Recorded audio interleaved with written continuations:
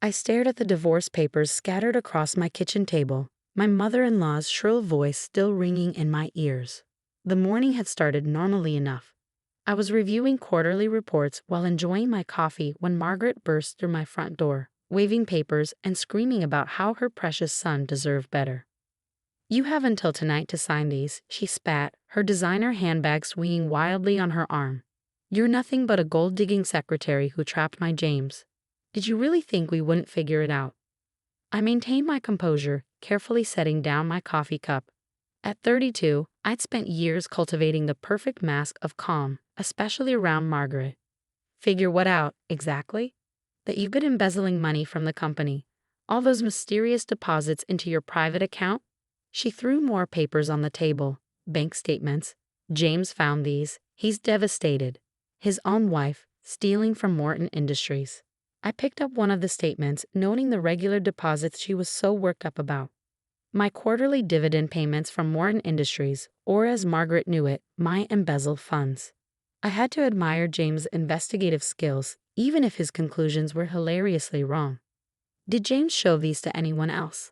I asked quietly. "The whole board will know by Monday. You'll be lucky if you don't end up in jail." Margaret's perfectly styled hair was coming undone, her face flushed with righteous anger. "But if you sign these papers now, admit your guilt, and leave quietly, we might be convinced to show mercy." I thought about the board meeting scheduled for Monday, the quarterly shareholders meeting where I traditionally attended via video call, my camera off, using only my first initial and last name, E. Chen. Margaret and James had never questioned why their daughter-in-law shared a last name with the company's majority shareholder. They'd never even noticed. "And what about my position at the company?" I asked, playing along. Margaret sneered. "You really think you'll keep your secretarial job after stealing? You should be grateful we're not calling the police right now. James only held back because of his foolish feelings for you." I nodded slowly, remembering how I'd met James 5 years ago. I was doing one of my periodic undercover stints as a secretary, something I'd started doing to understand my company from the ground up. James had been sweet, genuine, and completely uninterested in status or money.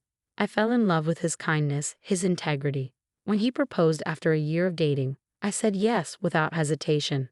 But I hadn't counted on his family. Margaret had been horrified that her executive son was marrying just a secretary.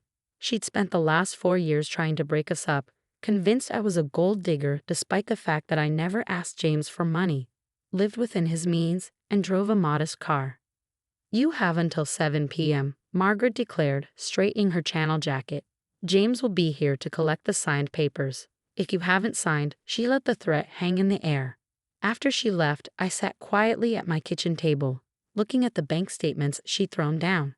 4 years of careful planning, of keeping my true identity hidden to protect my relationship, all undone because James had gotten suspicious about my separate bank account.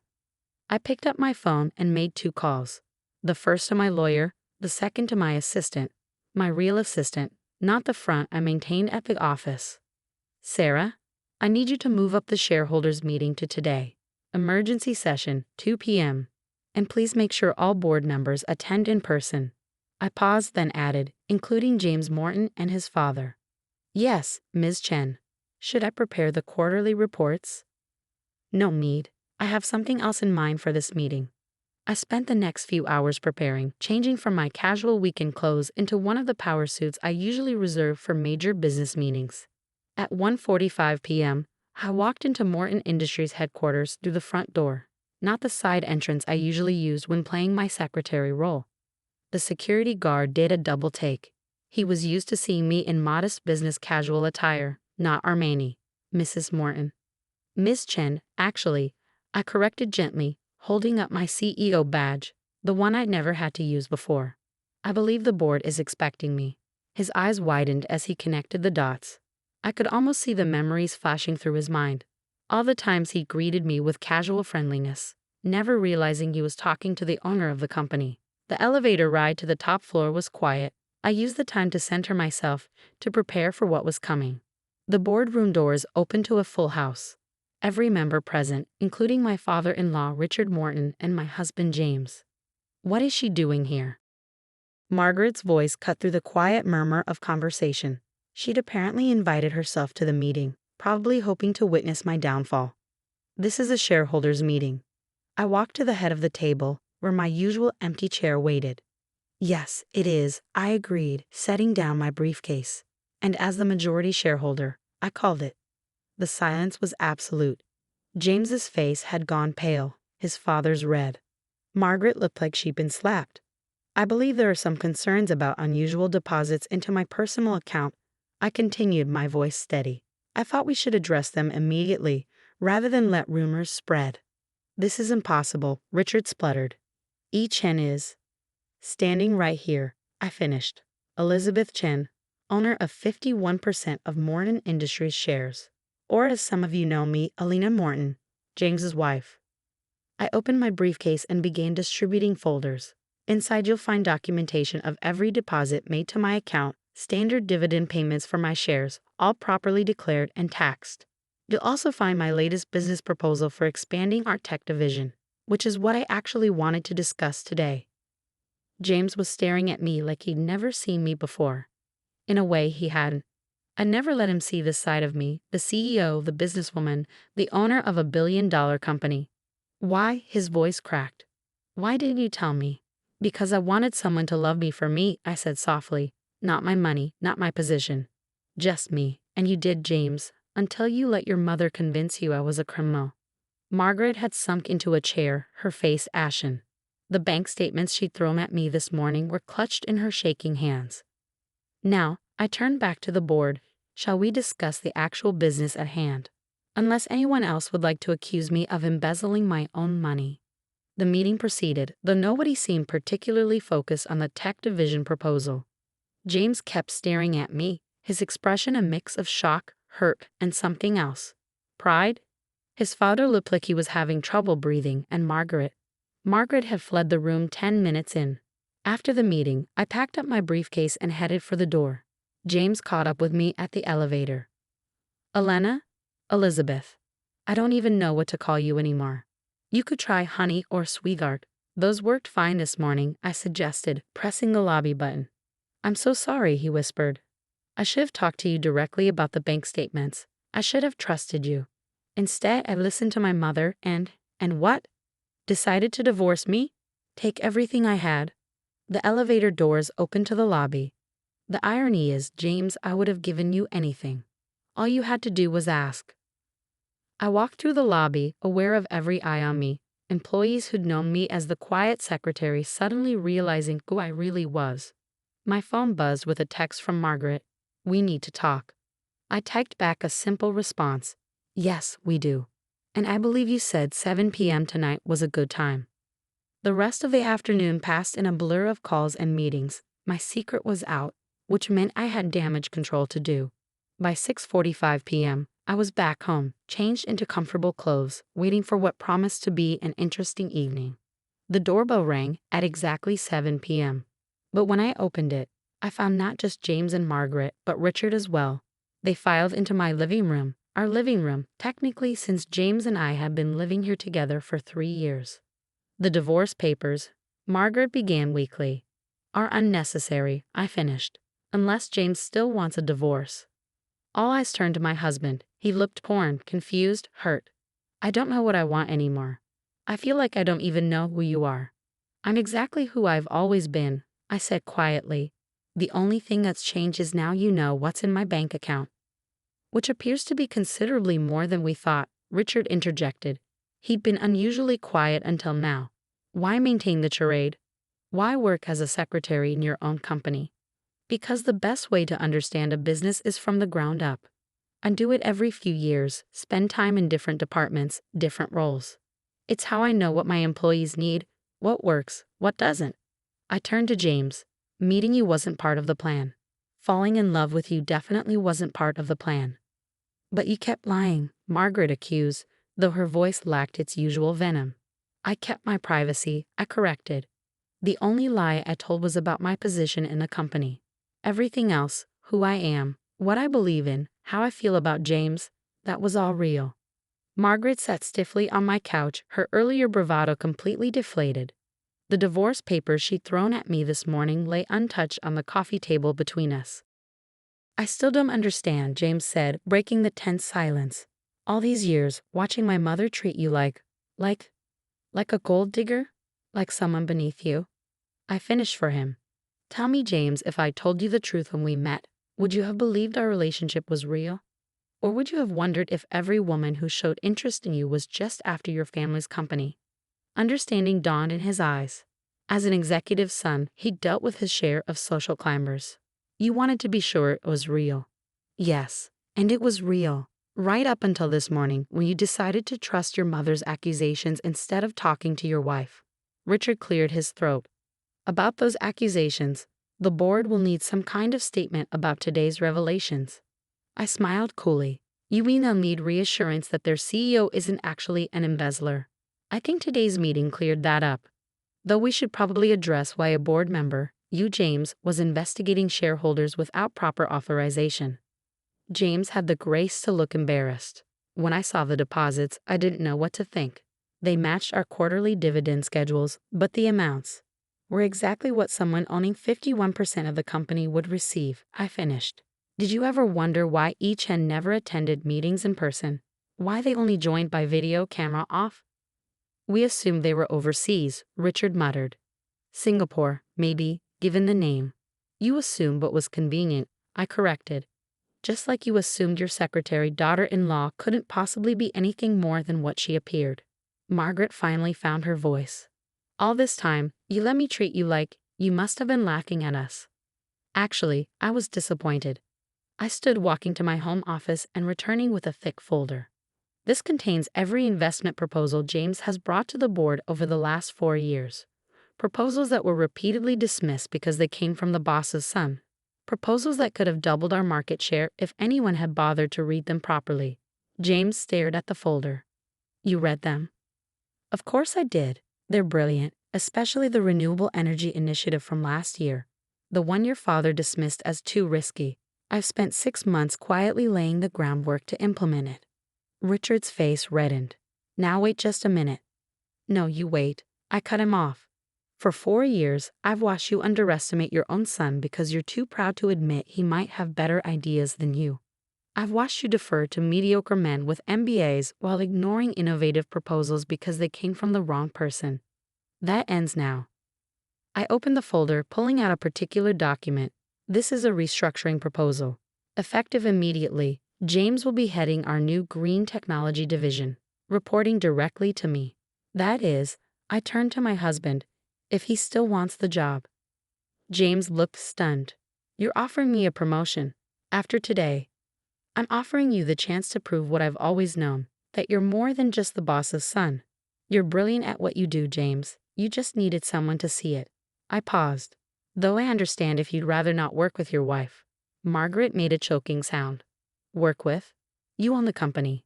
Yes, I do, which means I also own the building where your charity holds its monthly meetings, Margaret. The one you've been using rent-free because of your husband's position on the board. I smiled pleasantly. We should discuss that arrangement soon. The color drained from her face. You wouldn't. Wouldn't I? This morning you were ready to have me arrested. Now you're worried about losing your free office space. Richard stood abruptly. We should go. Margaret, come on. But James didn't move. He was still staring at the folder containing his proposals. You really read all of them. Every word. The solar panel manufacturing proposal. Brilliant. The wind farm initiative. Could revolutionize our energy division. The only thing holding these projects back was office politics and ego. After his parents left, James and I sat in silence for a long moment. Finally he spoke. I owe you an apology, several actually. Just one will do, I said softly, for not trusting me enough to ask me about the bank statements directly. He nodded, looking ashamed. When Mom showed me her evidence, I let her get in my head. Again, like I always do. I know, it's why I never told you the truth. I was afraid that I'd choose them over you. He looked pained, like I did this morning. James, I love you. That hasn't changed. But yes, I worried that if you knew who I really was, your family's influence would poison it somehow. That your mother would convince you I had ulterior motives. That your father would make everything about business. Instead, I let them poison things anyway. He picked up the divorce papers from the coffee table. What do we do now? I took the papers and deliberately tore them in half. Now, we start over. With complete honesty this time. The next few weeks were interesting, to say the least. Word spread quickly through the company about my true identity. The employees who had known me as Elena, the secretary, were initially shocked, then amused as they recalled all their casual interactions with their CEO. James threw himself into his new role with passion, finally free to implement his ideas without his father's shadow looming over him. The renewable energy initiative was already showing promising results. Margaret, unsurprisingly, tried to save face by telling her society friends she'd always known there was something special about me. I let her keep her charity's office space with a proper lease this time, at market rate. Richard struggled the most with the change in dynamics. Having to report to his daughter-in-law, especially one he'd dismissed for years, was a bitter pill to swallow. But his quarterly performance reviews left him no choice but to adapt. 6 months after the failed divorce attempt, James and I were having dinner at our favorite restaurant, the same casual place we frequented when he thought I was just the secretary. "You know what's funny?" he said, stealing a fry from my plate just like he always had. "Nothing's really changed between us. You're still you. Do you expect me to suddenly start wearing a crown and demanding to be carried around on a golden throne?" He laughed. "Mom did. She's still waiting for you to start acting like her idea of a billionaire. Is that why she keeps sending me links to mansions for sale? And yacht catalogs. Don't forget those." I smiled, remembering the latest glossy brochure that had appeared in our mailbox. "Should we tell her we're happy in our regular house with our regular cars?" "Nah, let her keep trying. It's the most civil she's ever been to you." He had a point. Margaret had done a complete turnaround, now bragging to anyone who would listen about her brilliant daughter-in-law who ran a Fortune 500 company. She even started defending me to her society friends. Quite a change from the woman who'd thrown divorce papers at me and accused me of theft. "Speaking of changes," James said, suddenly serious. "I've been thinking about something you said that day, about why you worked as a secretary periodically, understanding the company from the ground up." He nodded. "I'd like to do that too. Start over in an entry-level position. Learn the business properly. Not as the boss's son, not as an executive, just as me." I felt my heart swell with pride. This was the man I'd fallen in love with, humble, eager to learn, always trying to improve. "I think that's an excellent idea," I said. "But you should know, office romances are generally discouraged." He grinned. "Even with the CEO. Especially with the CEO. Although, I pretended to consider it. I might make an exception for the right candidate." As we finished our dinner, I thought about how differently things might have turned out if I'd signed those divorce papers that morning. If I'd let Margaret's cruelty and James' doubt drive me away. Instead, I'd stood my ground, revealed my truth, and given James the chance to prove he was the man I always believed him to be. 1 year to the day after Margaret's attempt to force our divorce, we held a vow renewal ceremony. Small, intimate, just the way we'd wanted our first wedding to be before his family took over the planning. This time, there was no society wedding announcement, no elaborate flower arrangements, no string quartet. Just us, being honest about who we were and what we meant to each other. Margaret attended, of course, though she looked somewhat pained by the modest celebration. She'd recently joined the board of another charity, one that actually required her to work instead of just lending her name, and the experience seemed to be slowly teaching her humility. Richard had mellowed considerably after James's green energy initiative brought in record profits. He even admitted during a board meeting that he might have been wrong about some things. Coming from Richard Morton, that was practically a formal apology. As for me, I still do my undercover stints in different departments, though now I have a partner in crime. James joins me sometimes, both of us working entry-level positions, learning from our employees, understanding their challenges. We keep a framed set of torn divorce papers in our home office, right next to James's first successful project proposal. A reminder that sometimes the best revenge isn't about getting even. It's about giving people the chance to become better than they were. The company continues to thrive. Now known not just for its profits but for its progressive policies and innovative leadership. Turns out, having a CEO who's worked every job in the company makes for better decision-making. And those bank statements that started it all. They're filed away somewhere in Margaret's house, a reminder that appearances can be deceiving, and that sometimes the secretary you're looking down on might just be signing your paycheck.